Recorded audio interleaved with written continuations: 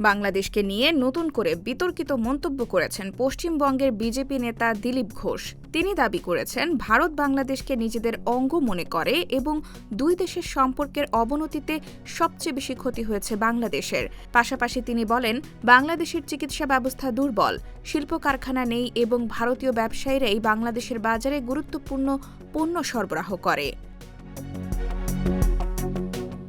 রোববার কলকাতায় এক অনুষ্ঠানে দেওয়া এসব বক্তব্য সামাজিক যোগাযোগ মাধ্যমে ব্যাপক সমালোচনার জন্ম দিয়েছে। অনেকেই মন্তব্যগুলোকে বাংলাদেশের অর্থনীতি ও সার্বভৌমত্বকে খাটো করার চেষ্টা হিসেবে দেখছেন, আবার কেউ কেউ এটিকে রাজনৈতিক বক্তব্য বলে উল্লেখ করছেন।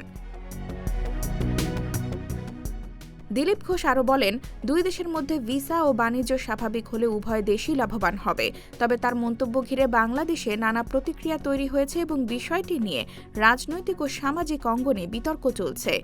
IBTV USA, new York.